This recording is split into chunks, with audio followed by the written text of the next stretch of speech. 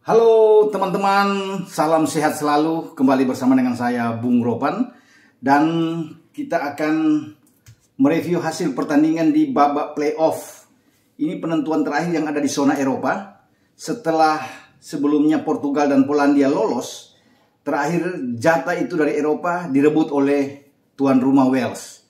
Dalam pertandingan dini hari ketika mereka menjamu Ukraina di Cardiff, Gareth Bale dan kawan-kawan mampu untuk bisa memenangkan laga dengan hanya 1 gol saja. Dan 1 gol itu diciptakan lewat gol bunuh diri. Memang ada tembakan di menit ke-35 dari tembakan bebas, dari bola mati diarahkan oleh Gareth Bale ke kotak penalti Ukraina. Namun dipotong, dibelokkan di sana oleh pemain Ukraina, ya, Andrei Yarmolenko, sehingga bola berubah arah dan masuk ke gawang Ukraina yang dikawal oleh Busian. Inilah satu-satunya gol yang tercipta dan membawa Wales itu lolos ke Qatar 2022. Karena Piala Dunia itu akan dimainkan di November dan Desember di akhir tahun ini. Dan Wales menjadi negara ke-30 yang lolos ke Qatar. Bukan hanya itu, kalau bisa melihat dari sejarah yang ada, bahwa Wales ini sudah 64 tahun lamanya mereka tidak bisa lolos. Sejak tahun 1958 itu di Swedia, Piala Dunia terakhir di mana mereka ikut, kesininya mereka sudah tidak ikut lagi. Sampai mereka bisa mendapatkan itu di Cardiff dengan mengalahkan Ukraina. Nah, sayang sekali bagi Ukraina, mereka tidak bisa merebut tiket untuk lolos ke Qatar, padahal peluang mereka sangat terbuka. Di saat negara mereka sedang dilanda perang, ya, invasi dari Rusia, tapi tim sepak bolanya sangat kuat. Bisa lolos sampai ke babak final di playoff zona Eropa, ya, untuk menghadapi Wales. Pemain-pemain mereka juga oke-oke. Selain Yarmolenko tadi yang membuat gol bunuh diri, ini pemain dari asal West Ham United yang bermain di Liga Premier Inggris. Mereka juga punya Roman Yaremchuk yang berada di garis depan, yang bermain di Benfica. Ada, mungkin teman-teman pasti tahu, Alexander Zinchenko. Bagi penggemar Manchester City, dia adalah seorang pemain Manchester City, bisa bermain di bek kiri dan juga di gelandang bertahan. Itulah Zinchenko. Nah, di bek kiri juga ada Mykolenko. Ya, Mykolenko ini bermain di Liga Premier bersama dengan Everton. Jadi oke lah nama-nama dari Ukraina. Makanya mereka bisa menguasai sampai dengan mungkin 58% ya. Penguasaan bola ini cukup bagus bagi Ukraina. Ada sampai 22 tembakan yang mereka lakukan dengan 9 on target, tapi tidak ada satupun gol yang bersarang di gawang Wales. Namun Wales hanya mungkin 8 kali menembak dan 2 atau 3 on target, tapi Wales bisa mendapatkan 1, yaitu ya bola dari gol bunuh diri. Namun apapun yang saya katakan, hasil akhir, boleh kalah Wales dalam semua statistik dari segala aspek, tapi hasil akhir adalah Gareth Bale dan kawan-kawan yang akhirnya lolos, mengunci 1 tiket dari Eropa, dan ini menjadi tiket terakhir dari zona Eropa yang diwakili 13 tim untuk hadir di Qatar. Masih ada 2 jatah tersisa yang akan diperebutkan, itu antara di zona Asia, Uni Emirat Arab atau Australia akan bertarung untuk menghadapi wakil dari Amerika Latin, Peru. Karena Peru mendapatkan posisi kelima, jadi harus melalui playoff. Nah, ini akan bertarung pada 13 Juni nantinya untuk bisa memperebutkan 1 tiket. Karena dari Amerika Latin itu sudah lolos Brazil, Argentina, Ekuador, dan Uruguay. Tinggal Peru, apakah Peru akan lolos? Peru sedikit diunggulkan untuk bisa bertarung, tapi saya pikir agak rame ini. Entah Uni Emirat Arab atau Australia. Bisa saja Australia yang lolos, dan pertarungan dengan Peru masih boleh dikatakan ini 45-55, masih tetap untuk Peru. Tapi segala kemungkinan masih bisa terjadi dengan Australia yang akan bahkan bisa lolos. Kita tidak tahu, kita akan tunggu nantinya.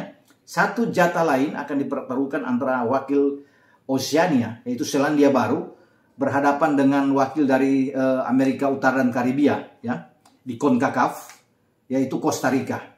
Ini 50-50 juga, pertarungan antara Selandia Baru dan Costa Rica. Jadi itulah 2 tiket tersisa nantinya yang akan diperebutkan. Entah Uni Emirat Arab atau Australia akan bertarung dengan Peru, dan entah Selandia Baru atau Costa Rica yang nantinya akan melengkapi 32 tim yang akan berlaga di putaran final Piala Dunia 2022 yang akan berlangsung di Qatar. Nah, selain pertandingan yang menegangkan di Cardiff, yang membawa Wales ini memiliki sejarah ya, mengulangi sejarah tahun 58 dan akhirnya begitu panjang penantian mereka dan kemudian mereka bisa lolos.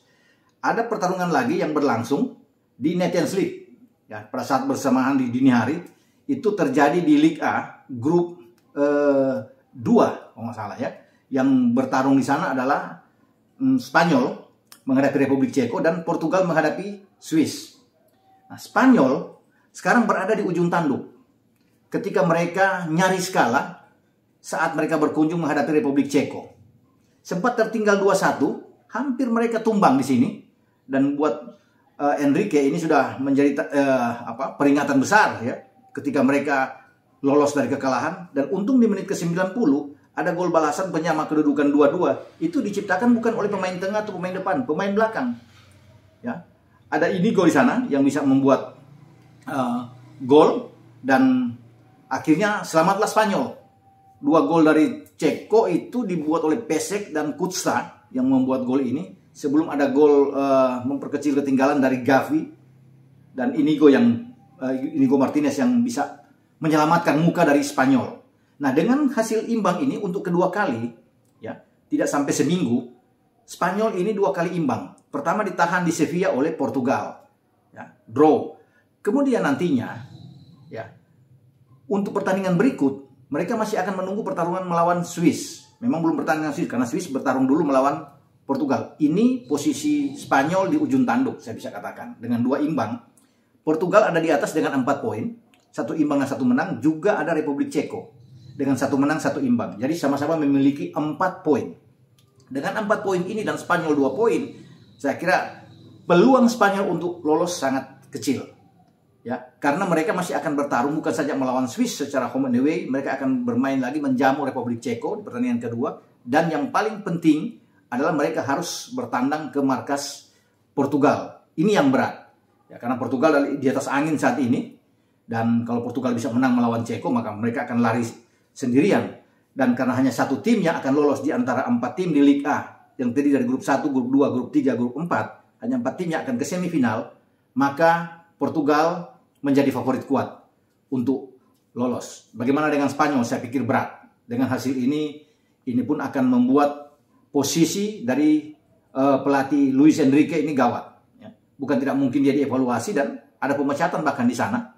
Kita tidak tahu kalau sampai gagal karena dia sudah gagal di Euro, gagal juga di Nations League pada tahun kemarin ketika mereka dikalahkan di final oleh Prancis dan sekarang dalam posisi yang berbahaya. Dan saya rasa ini sulit mereka untuk bisa lolos kalau Portugal ada di peringkat pertama karena Portugal menang melawan Swiss 4-0 pada saat bersamaan. 2 dari 4 gol Portugal itu diciptakan oleh CR7. Cristiano Ronaldo melakukan ini di babak pertama bahkan hanya berselang dalam 3 menit. Dan CR7 ditunjuk, didapuk sebagai pemain terbaik atau man of the match dalam laga menghadapi Swiss. Saya pikir wajar karena dia bisa membuat 2 gol dan penampilan dia luar biasa untuk bisa mengalahkan Swiss. Tidak mudah mengalahkan Swiss bahkan dengan 4 gol, clean sheet, gawang Rui Patricio tidak bobol dan mereka memang bermain sangat baik di depan publik mereka. Dan Swiss sudah dengan 2 kekalahan, Swiss berat. Boleh saya bilang Swiss sudah tersisih, tinggal peluang itu ada di Portugal, Ceko, dan Spanyol. Namun Spanyol di peringkat ketiga sulit sekali untuk bisa mereka keluar dari tekanan Portugal dan Ceko ini. Saya kira walaupun menjadi runner up tidak akan lolos Spanyol dan saya menjagokan justru Portugal yang akan lolos. Nah, menarik bagi saya bahwa untuk pertama kali kalau bisa melihat Luis Enrique yang tadinya tidak memainkan pemain-pemain Madrid, ada Carvajal dan Asensio dalam pertandingan melawan Portugal, kali ini menghadapi Ceko langsung dimainkan. Bahkan di starting 11 itu ada Carvajal bermain di bek kanan, tidak ada Azpilicueta, bahkan tidak dimainkan. Carvajal bermain selama 90 menit.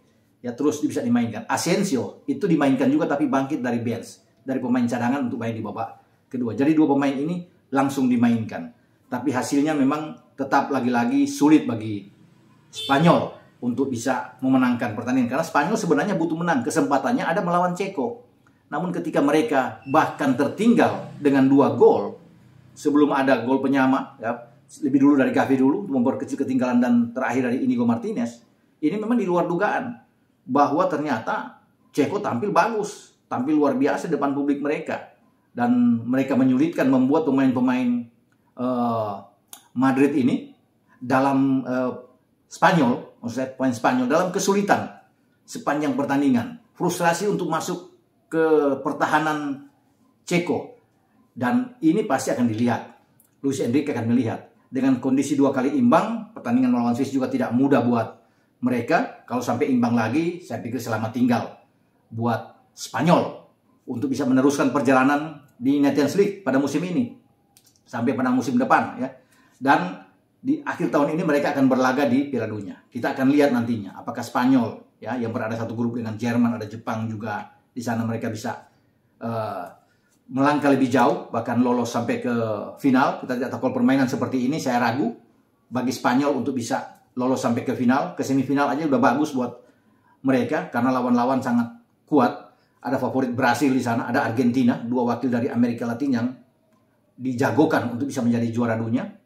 Karena Brasil ini ketika Asia menjadi tuan rumah dengan Jepang dan Korea sama-sama di 2002, Brasil menjadi juara setelah mengalahkan Jerman 2-0 di final. Dan sekarang mereka kembali diunggulkan dengan kedalaman skuad yang oke bersama dengan Argentina yang dipimpin oleh Lionel Messi.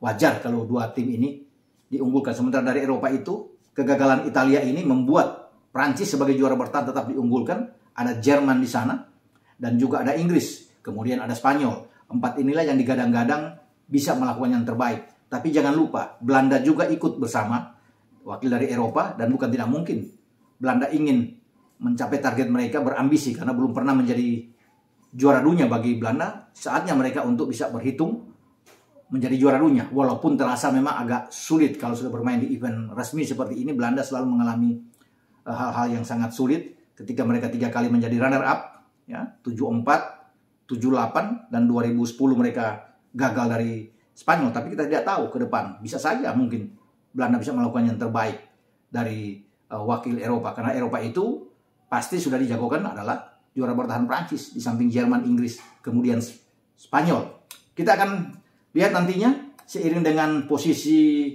Luis Enrique yang saya pikir akan disorot oleh media Spanyol dengan 2 hasil imbang ini. Bahkan kalau mereka terus menurun, bermain tidak bagus di Nations League ini dan tersisi, pasti akan digoyang posisi dari Luis Enrique. Walaupun saya pikir paling tepat setelah Piala Dunia untuk dievaluasi, dan jika gagal Spanyol, waktunya bagi Luis Enrique untuk dipecat dan digantikan oleh pelatih lainnya. Sampai di sini pembahasan saya untuk review dengan lolosnya Wales setelah menunggu begitu lama, 64 tahun, akhirnya mereka hadir kembali di percaturan Piala Dunia yang menjadi wakil ke-13 Eropa dan negara ke-30 yang lolos di Qatar. Dan kemudian bagaimana pesta gol yang dibuat oleh Portugal ke gawang Swiss dengan Ronaldo tampil sebagai man of the match. Dan Spanyol semakin tergerus dan terjepit di grup B ini, di Liga A Nations League, dan bisa membuat posisi dari Enrique ini goyah. Sampai di sini pembahasan saya. Ciao.